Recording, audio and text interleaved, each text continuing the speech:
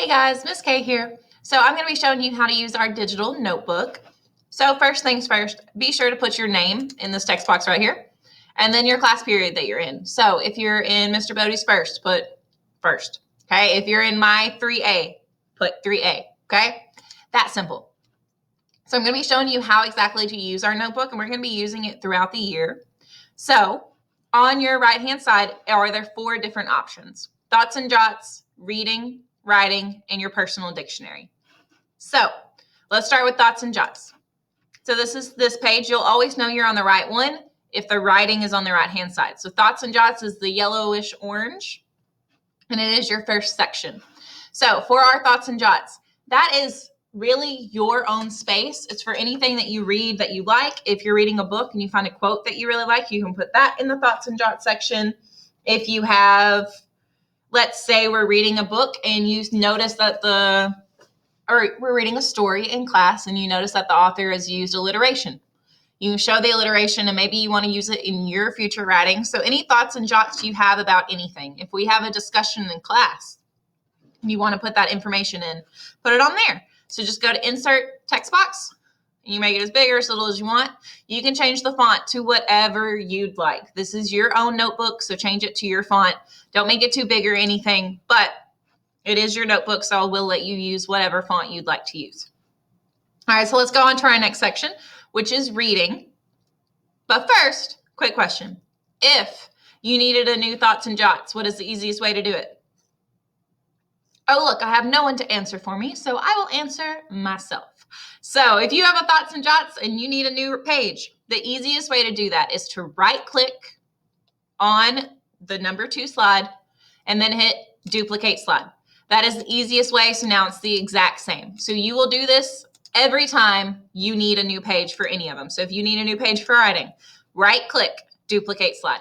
Each time you need a new slide for it, okay, that's what you're going to do. So now let's go on to our reading section. So in the reading section, that will be anything to do with our actual readings.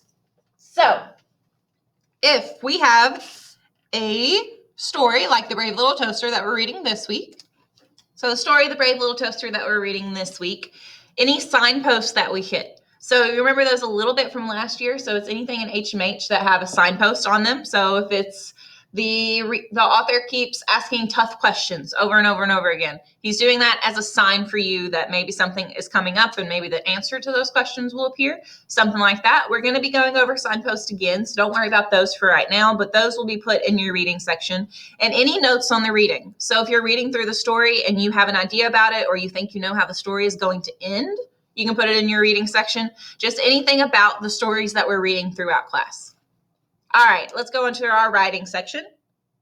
So our writing section is going to be really for any notes that you have through No Red Ink. So we're going to be using No Red Ink for all of our writing this year.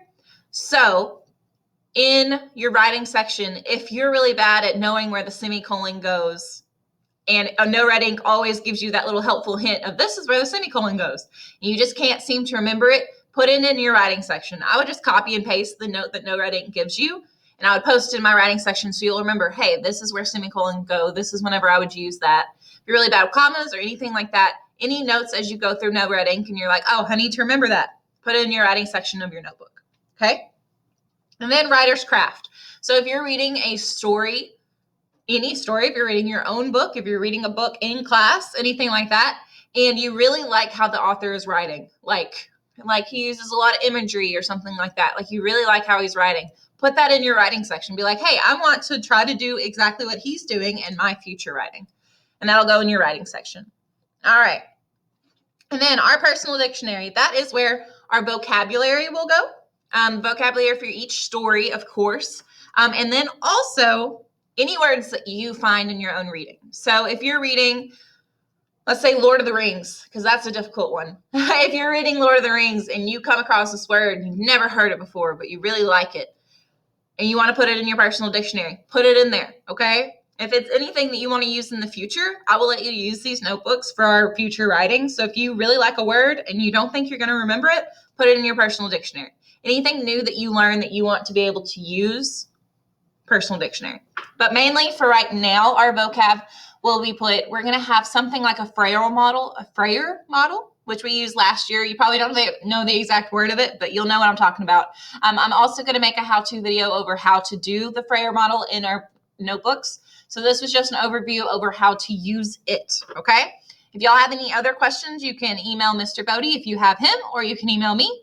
Either one. Even if you have Mr. Bodie's class and you think maybe you'll like my answer more or something like that, you can email me. All of you are my children, and same goes for Mr. Bodie. If you are in my class and you think you'll like Mr. Bodie's answer more, or you just want to get his idea on it, ask him, okay? You are all of our kids, so you can ask either of us. Okay, that's all I got. If you have any other questions on how to use the notebook, just let me know. Remember to insert a text box on each one, because I didn't want to have to make you write where you wanted to write, but I would do like that each time. Just make it line up with this line right here, and then just write. All right, bye guys.